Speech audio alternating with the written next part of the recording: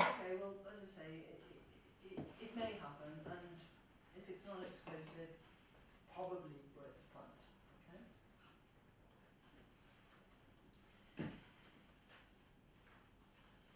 A couple of years ago, we would have said that video was dying on its feet, right? The DVD was really not happening. We had no mainstream radio, no real mainstream TV programs apart from Jules Holland that were really ever sort of using music in any serious way, right? So the video was dead. I'd started to even think about taking it out of my contracts. Just like I took vinyl out of all my contracts and now I have to put it all back in again because vinyl has come back. Video is on a roll at the moment, quite surprisingly, and the video industry increased by 40% last year. Huge. Compared with the album market, which went down 6.4%, an enormous increase, most of it online. Do you think why that might be? What's the big use of video online? Like Netflix and stuff like that? Netflix, definitely, and of course YouTube. And interestingly, it's a sort of it's a further extension of this synchronization right, if you like.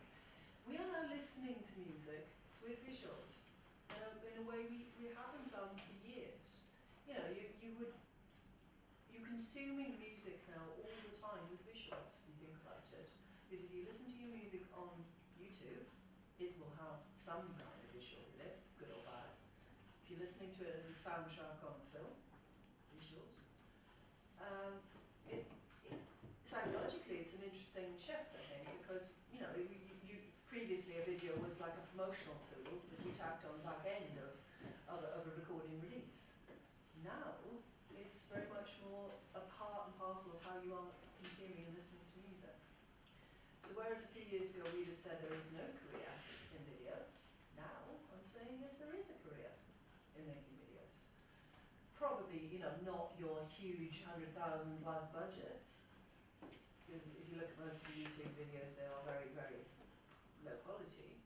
But you know, you can make some amazingly good videos yourselves. And whereas, you know, 5 years ago I'd said, do not go down that road as a career, it is a waste of time. Now I'm saying, actually, think about it, because there might well be, you know, a living in that.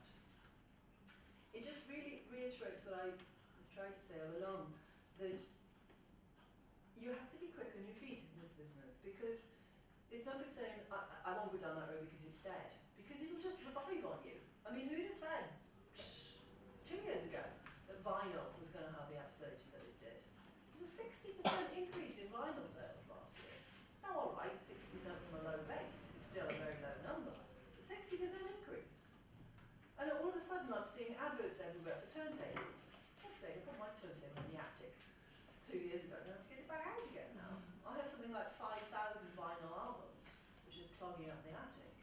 And I'm now thinking, well, actually, maybe I ought to get back down again.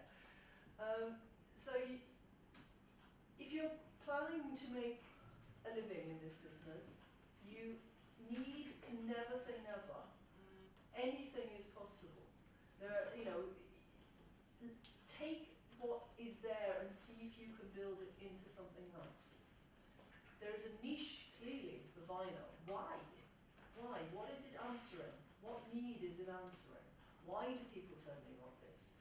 I have clients who are graphic artists who have been moaning for the last 20 years that they can't really have scope for their graphic artistry on the size of a CD, or even more so on a tiny little kind of thing online, right? Now, they're back in vogue again, because suddenly people are wanting the big size visuals. And so the graphic artists are coming back into the music business again. So if you see a trend, preferably you want to spot it before the trend happens, right? But if you see a trend starting to grow, ask yourself, why is that happening? What is it that addressing that I might be able to jump on the bandwagon of, or take it to a better level, or in a different, slightly different way? Because that's where you can make a living from, is exploiting those gaps in between. Because let's face it, none of us, I mean, I'm an independent consultant, right? There aren't enough law jobs in major record companies for me to earn a living from that. You have to make your own way, right? you won't all get jobs in the mainstream as employees. It is likely that the fair proportion of you are going to be self-employed and are going to make your own way in the world, right? Self-employed is scary. I know. I did it myself 11 years ago. It is scary, but it also an amazing freedom because you are dictating your own future, right? Not some employer somewhere who can make you redundant tomorrow, right? But if you are going to have to be self-employed, then the way you're going to succeed is by exploiting those gaps and doing something better than someone is already doing it. So you should always be analysing, why is mine not black? What's it answering? Could it switch to something else? What can I do to kind of take that further? But equally, because video is having a revival, the use of music in videos in films is also now having a revival. It's one of the reasons why we get very angry with services like Google, because Google makes itself out as doing us a major favour.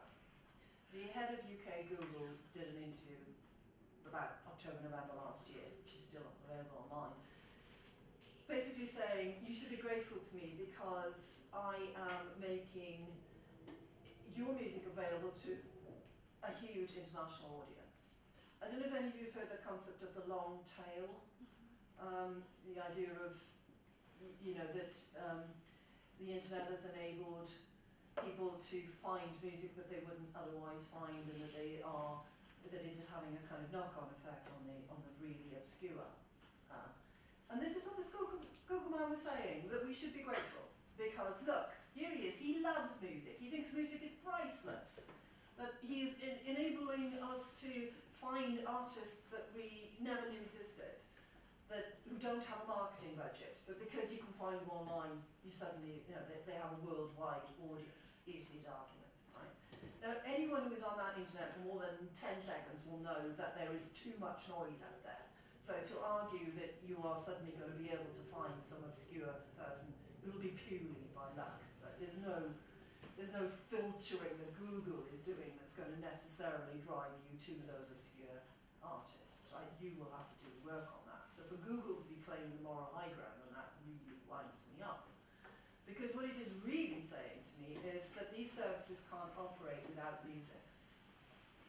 We are the content providers. We are what drives YouTube. Music drives YouTube. Music drives a whole lot of the bundled services that mobile phones are offering. Without us, they would have a lesser offering, and yet they are still not willing to pay us a going rate for that.